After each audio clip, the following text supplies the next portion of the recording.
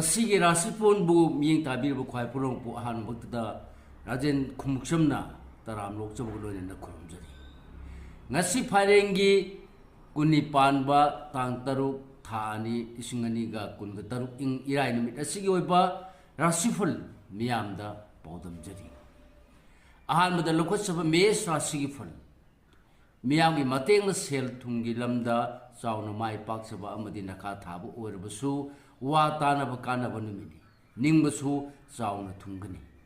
lecha pahangi oina laibak phagani thoni polam lei angangba bris rasig phal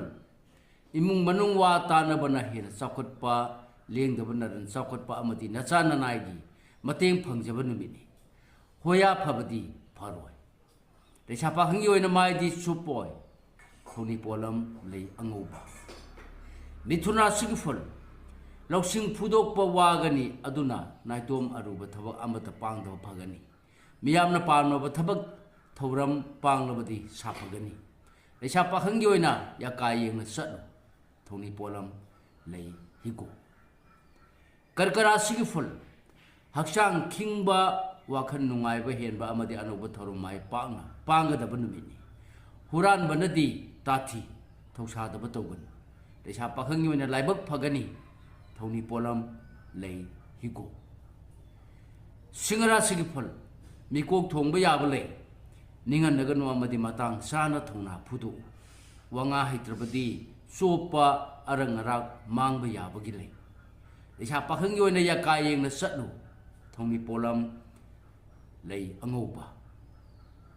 mathang de lokot saba kanya ra sigifal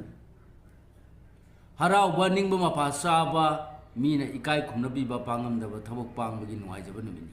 asau badi uthok taba phagani lecha pakhangi oina yakai yengna satlu thoni polam lei sini angangba tulara sigi phal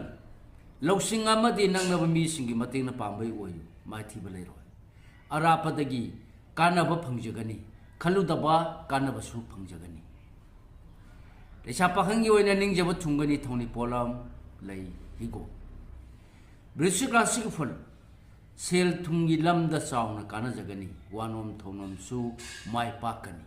imung manungi wa taba madi mirak changbana hena yai phagani lecha pakhangi oina ningba thungani thoni polam lei angauba dhanu rasik ful pange